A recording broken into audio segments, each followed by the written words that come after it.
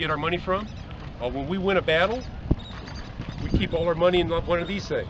And guess what's the first thing I look for from the folks laying on the ground after we win?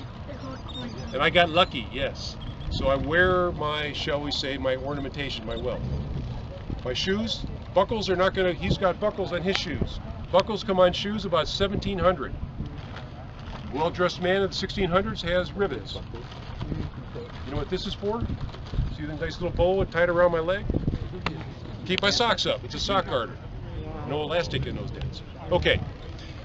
I'm going to walk you through a little demonstration about how this weapon works, and then I'll be firing. We're going to do 1 or 2 today. 2. We're going to shoot 2 rounds today. I want you to imagine this rope is burning the whole time. It's going to be burning. Here, we call this the pan. I'm going to be putting my priming powder in this pan, and then there's a little hole that goes from the pan into the breech of the barrel. So, when I want to fire, what I'll do is this. I'll be holding my burning rope right here. Then I'll open the pan. Now today, he's going to be holding the rope for me to the last minute. That's a safety issue. The other thing is I'm not going to be using my flask to prime. I'll be doing it from the cartridge. But in the 1600s, I would use this powder flask, and I would pour gunpowder into this pan. After I pour my gunpowder for the priming, I would shut the pan, this plate, and I'm going to blow any excess gunpowder that may be off it. Then I'll bring the musket around, and then I'm going to take one of these pre-measured powder charges. I have 12 of them. We're going to call these the apostles because there's 12. 6 in the front and 6 in the back. So I'm going to take this pre-measured powder charge, loose powder, and I'm going to pour it down the barrel, holding a burning rope, and I'm covered in gunpowder. So what can go wrong here? So once I pour that down, then what I'm going to do is I'm going to take this pouch and get a musket ball out, and I'm going to drop it down the barrel. It's a smoothbore, 75 caliber, or like a 12 gauge. Then I'm going to take out the ramrod. Then I'm going to ram it down, and I'm going to return the ramrod. Then I'm going to bring the musket about, and I'm going to take the cord, and I'm going to blow on it to get the embers going. Then I'm going to stick it into the serpentine like this. This is called the serpentine.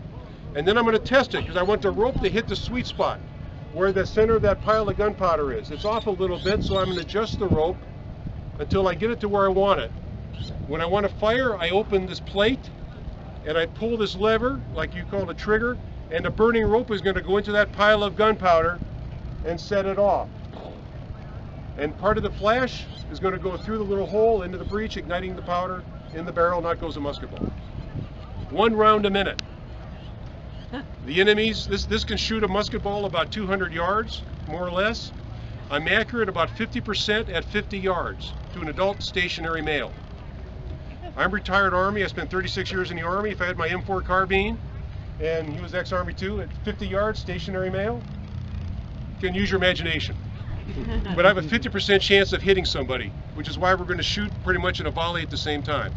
1 minute to load and shoot, which means that the enemy can cover a lot of ground in 60 seconds when you're about 75 yards away, which is why I might have to drop this and resort to my rapier and my dagger.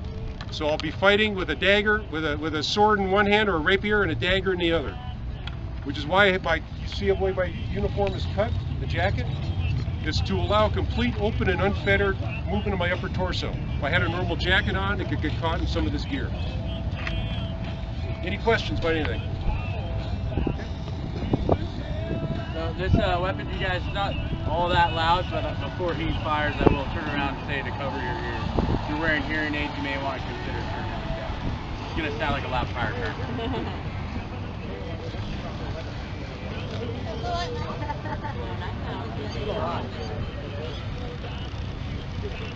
It's one of these people coming by on. All right, buddy. You're right. You had a 50% chance. Yeah. He's waiting. All right. Good luck.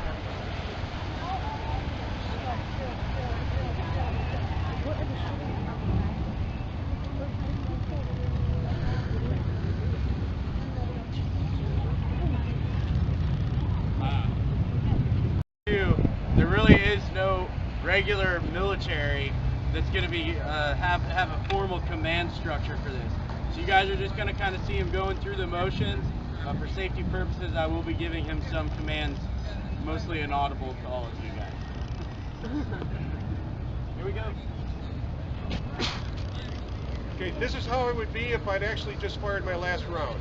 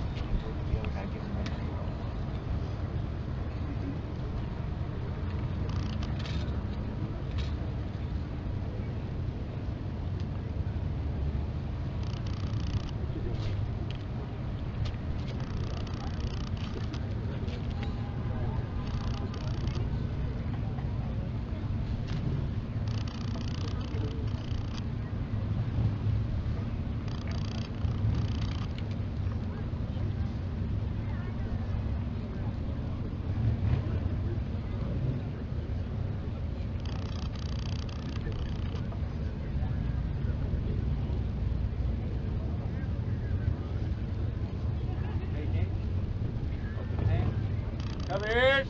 Fire.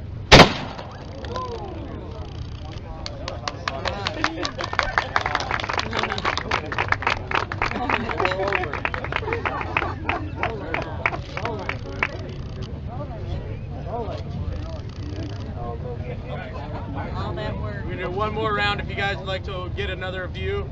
If you were standing over here, the best views are actually from on this side.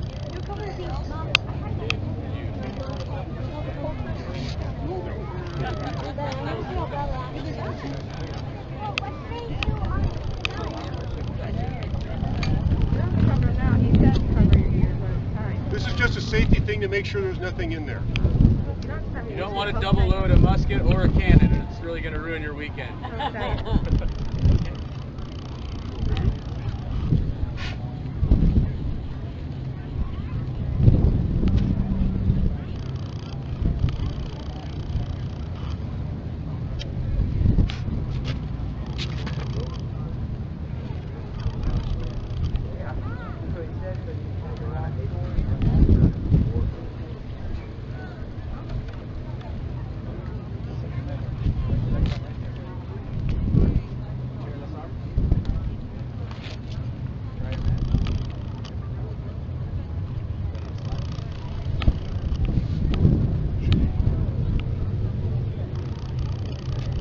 Again, folks, he's here trying the match to make sure when he pulls that cattail, it's going to come straight down into the powder that he's loaded already into the pan. Take aim. Open the pan. Cover your ears.